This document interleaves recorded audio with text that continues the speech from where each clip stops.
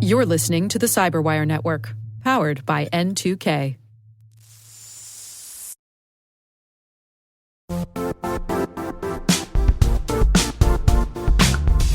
Most security conferences talk about Zero Trust. Zero Trust World puts you inside. This is a hands-on cybersecurity event designed for practitioners who want real skills, not just theory.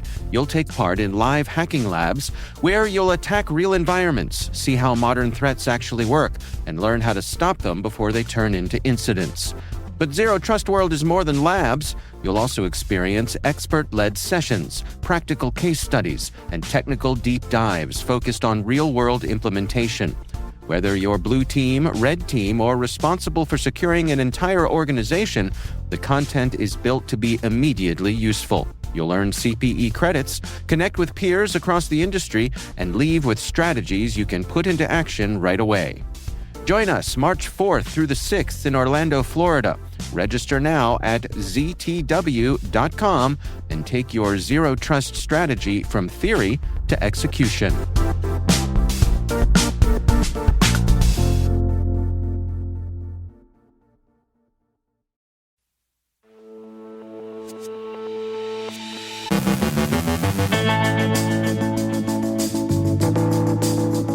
Doge staff face scrutiny over possible Hatch Act violations.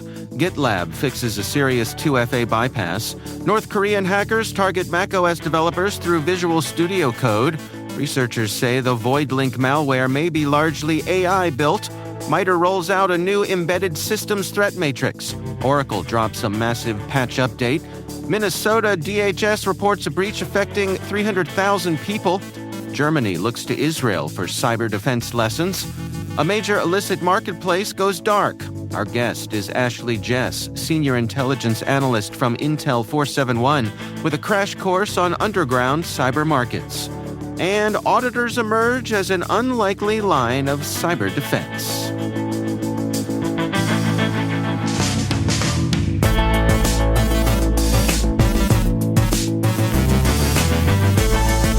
It's Wednesday, January 21st, 2026. I'm Dave Bittner, and this is your CyberWire Intel Briefing.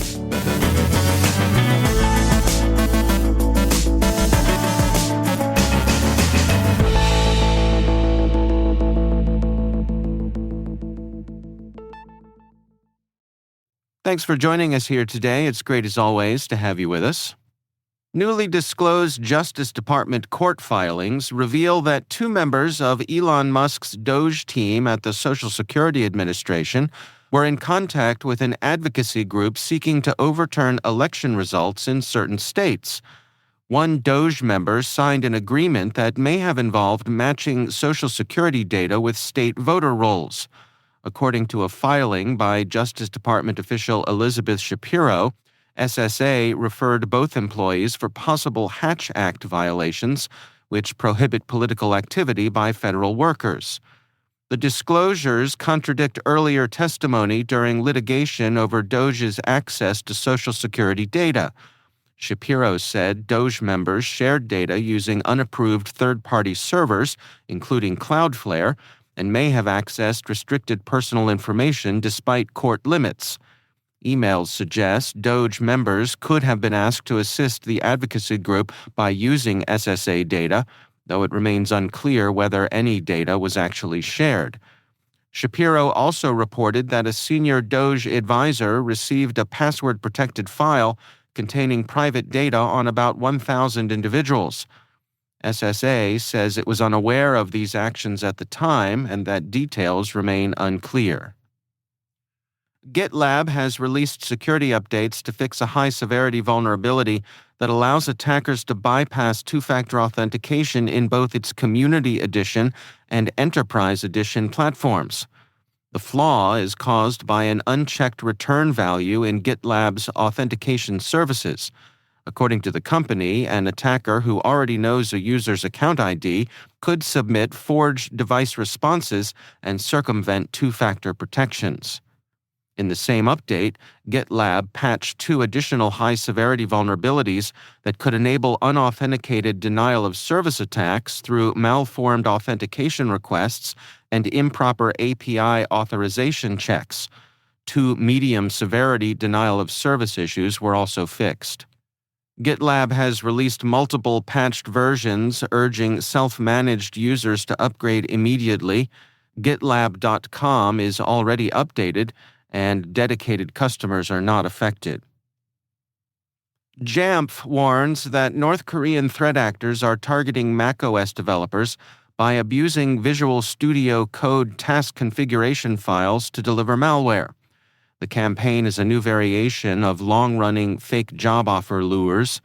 Victims are tricked into cloning malicious GitHub or GitLab repositories posing as coding assignments. When opened and marked as trusted in VS Code, obfuscated JavaScript executes, retrieves additional payloads, and installs a persistent backdoor. According to Jamf, the malware collects system data, communicates with command and control servers, and enables remote code execution. Researchers say VoidLink, a recently discovered Linux malware targeting cloud servers, was likely built almost entirely with the help of artificial intelligence. Initially analyzed by Checkpoint Research, VoidLink appeared to be the work of a sophisticated, well-funded threat group due to its modular design and feature set. Further investigation, however, suggests the malware was developed by a single individual using AI tools to plan, structure, and generate code. Evidence includes exposed development documents outlining a 30-week plan, even though the malware evolved in roughly 4 weeks, a mismatch researchers attribute to AI-generated documentation. Checkpoint says AI was used not just for coding but for project orchestration, marking a turning point. VoidLink demonstrates how AI can significantly accelerate and amplify advanced malware development when used by skilled actors. MITRE has announced the launch of its Embedded Systems Threat Matrix, or ESTM, a new cybersecurity framework focused on protecting embedded systems. Modeled on MITRE ATT&CK, the framework maps attack tactics and techniques specific to hardware and firmware environments.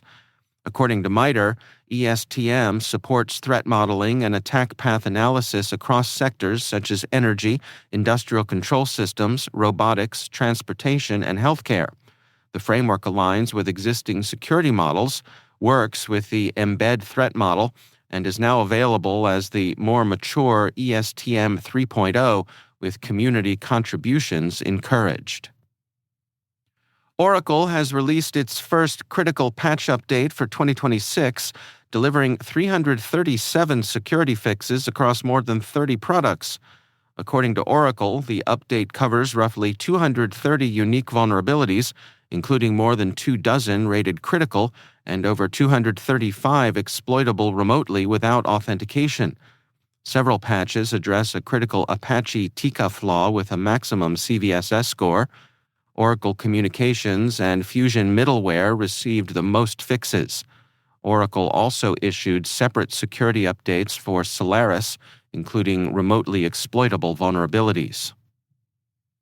The Minnesota Department of Human Services is notifying nearly 304,000 people about a data breach involving unauthorized access to its MinChoices eligibility system.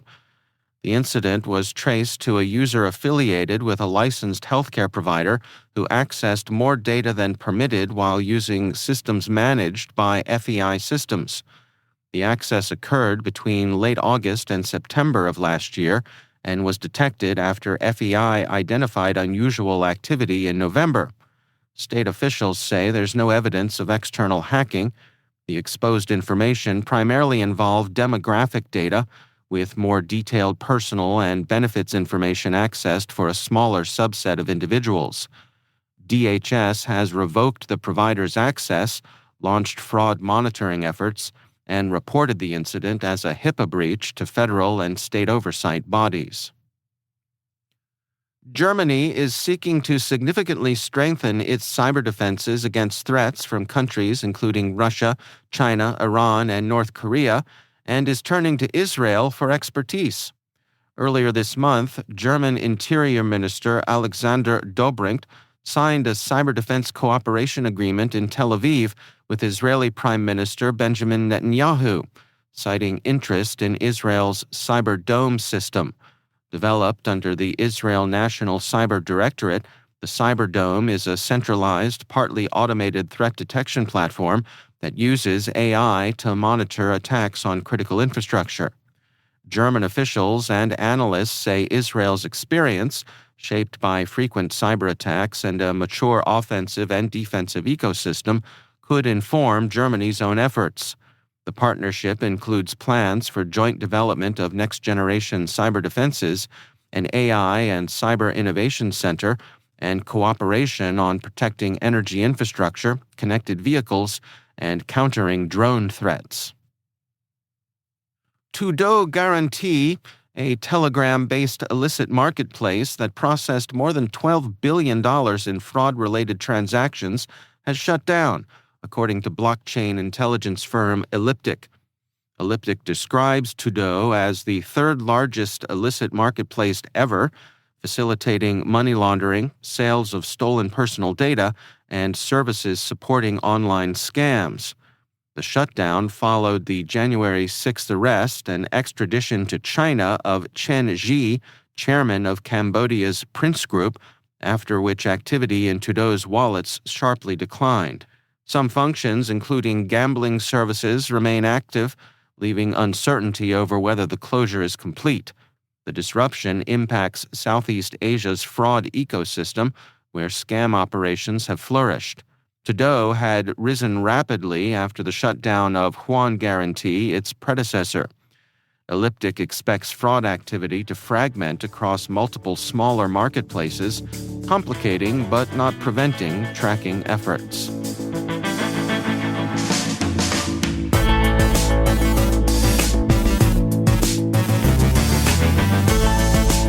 Coming up after the break, Ashley Jess from Intel 471 has a crash course on underground cyber markets, and auditors emerge as an unlikely line of cyber defense. Stay with us.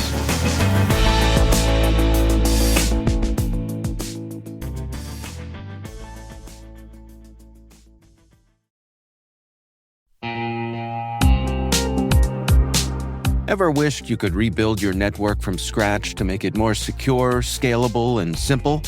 Meet MITRE, the company reimagining enterprise networking from the ground up. MITRE builds full-stack, zero-trust networks, including hardware, firmware, and software, all designed to work seamlessly together. The result?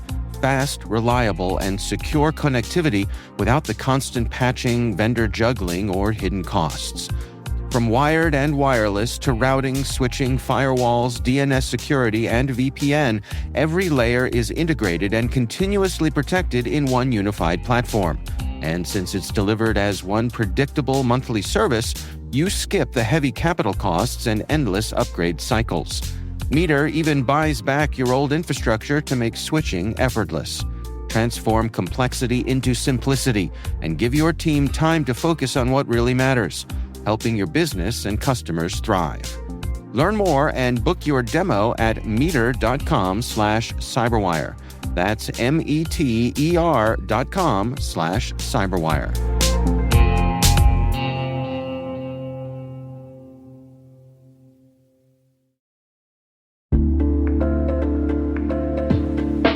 What's your 2 a.m. security worry? Is it, do I have the right controls in place? Maybe, are my vendors secure? Or the one that really keeps you up at night, how do I get out from under these old tools and manual processes? That's where Vanta comes in. Vanta automates the manual work so you can stop sweating over spreadsheets, chasing audit evidence, and filling out endless questionnaires. Their trust management platform continuously monitors your systems, centralizes your data, and simplifies your security at scale. And it fits right into your workflows, using AI to streamline evidence collection, flag risks, and keep your program audit ready, all the time. With Vanta, you get everything you need to move faster, scale confidently, and finally, get back to sleep. Get started at Vanta.com/cyber. That's vanta.com/cyber.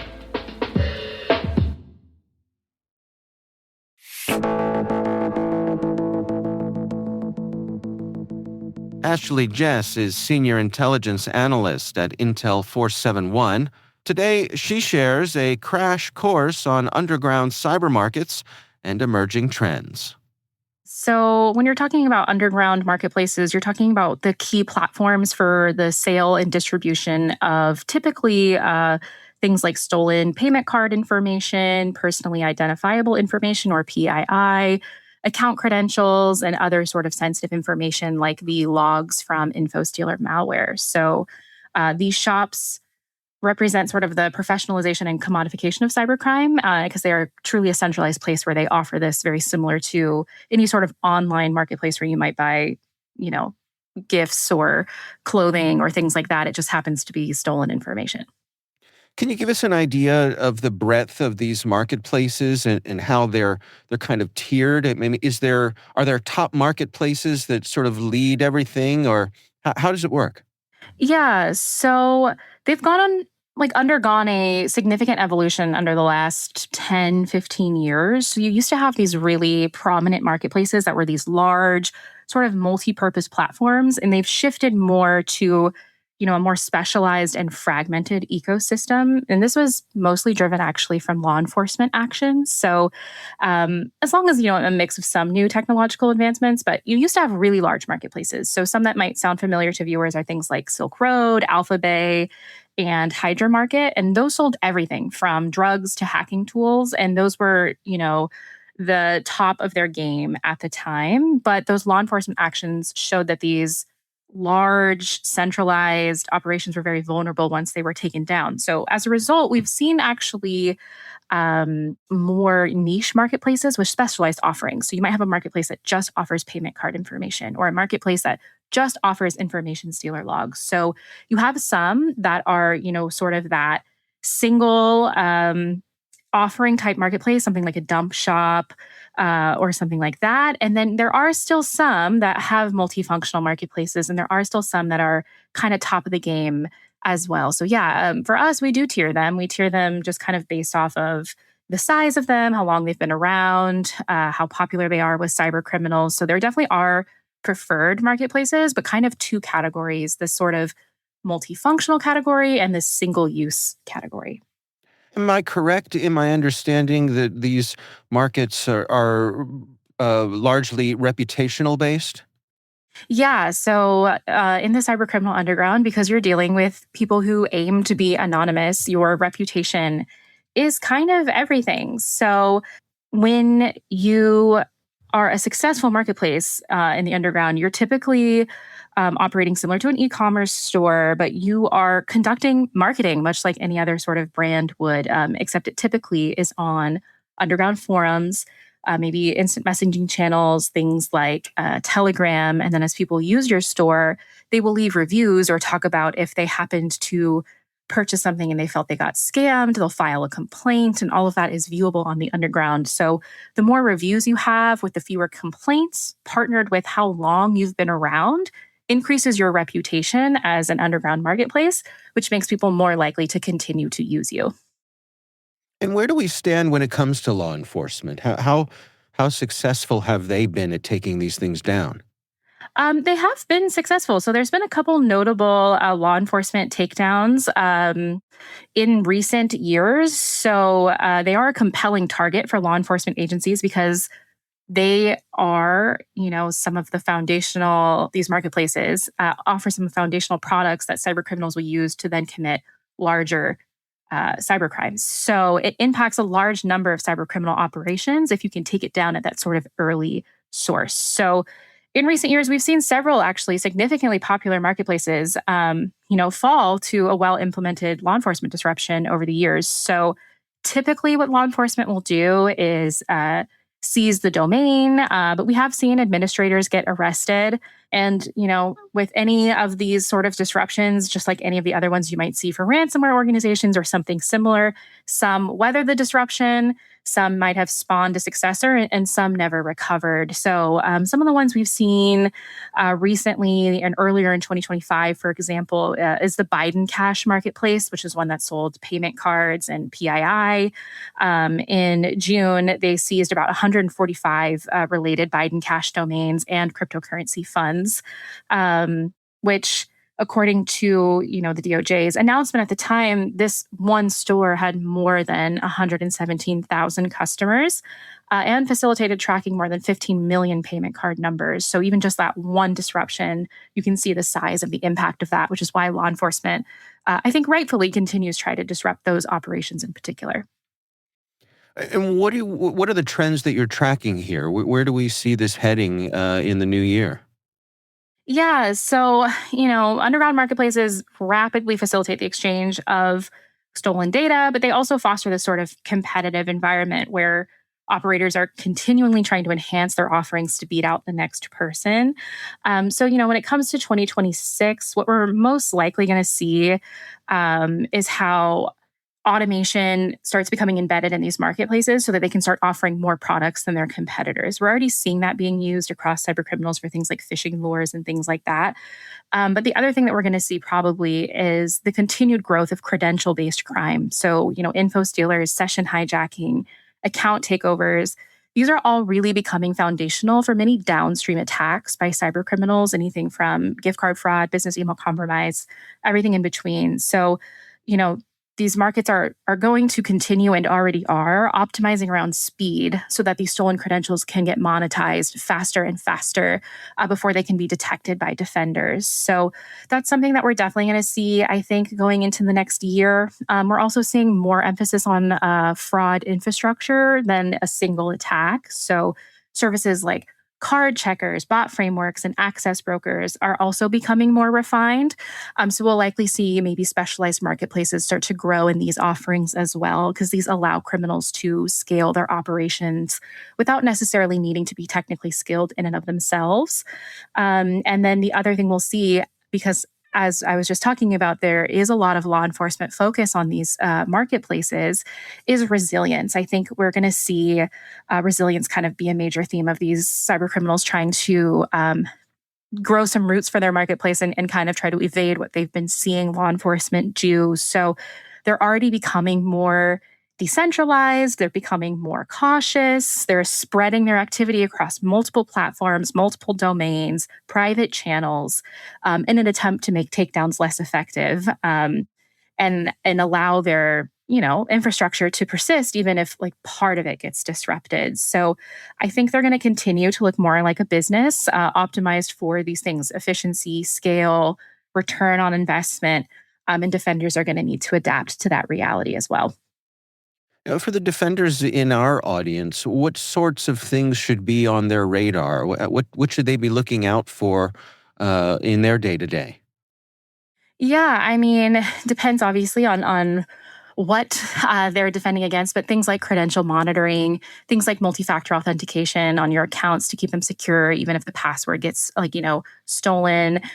All of that is still very, very effective. Being able to quickly having password change policies and things like that. Things when it comes to credit cards in general, recognizing the pattern of card testing. That looks like a lot of small rapid fire transactions that mostly fail.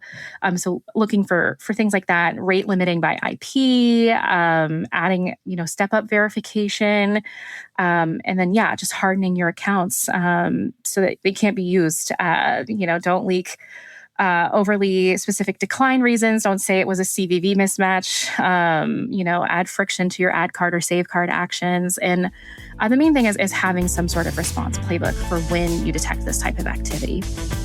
That's Ashley Jess, Senior Intelligence Analyst from Intel 471.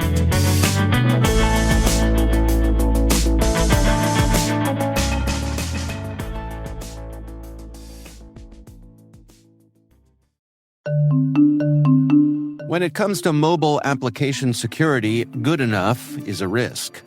A recent survey shows that 72% of organizations reported at least one mobile application security incident last year, and 92% of responders reported threat levels have increased in the past 2 years. GuardSquare delivers the highest level of security for your mobile apps without compromising performance, time to market, or user experience. Discover how GuardSquare provides industry-leading security for your Android and iOS apps at www.guardsquare.com.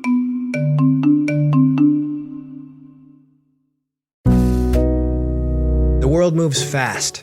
Your workday, even faster. Pitching products, drafting reports, analyzing data. Microsoft 365 Copilot is your AI assistant for work. Built into Word, Excel, PowerPoint, and other Microsoft 365 apps you use, helping you quickly write, analyze, create, and summarize, so you can cut through clutter and clear a path to your best work. Learn more at Microsoft.com/M365 Copilot.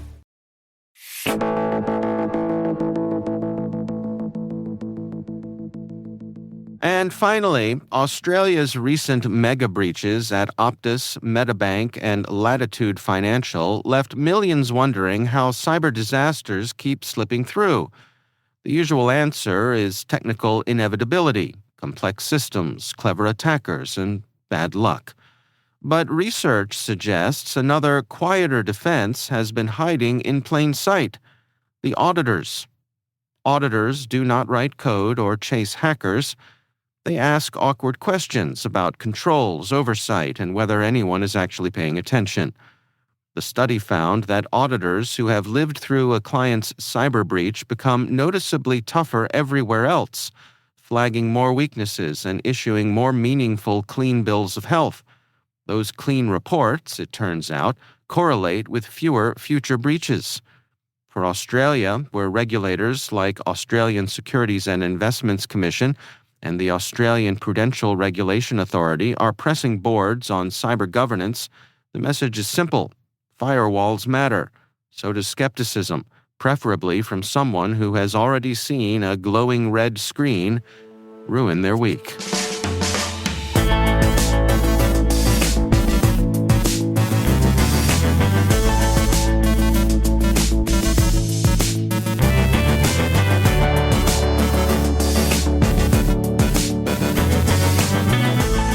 And that's the CyberWire. For links to all of today's stories, check out our daily briefing at thecyberwire.com. We'd love to know what you think of this podcast. Your feedback ensures we deliver the insights that keep you a step ahead in the rapidly changing world of cybersecurity.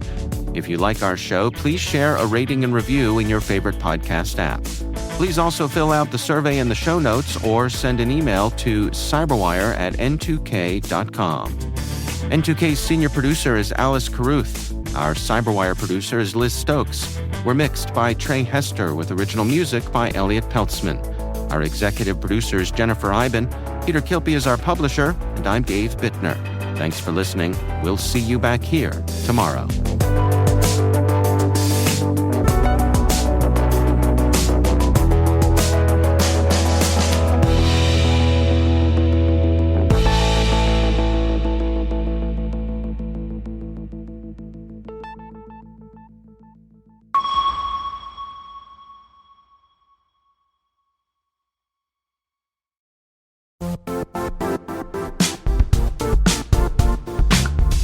If you only attend one cybersecurity conference this year, make it RSAC 2026. It's happening March 23rd through the 26th in San Francisco, bringing together the global security community for 4 days of expert insights, hands-on learning, and real innovation. I'll say this plainly, I never miss this conference. The ideas and conversations stay with me all year. Join thousands of practitioners and leaders tackling today's toughest challenges and shaping what comes next. Register today at rsaconference.com/cyberwire26. I'll see you in San Francisco.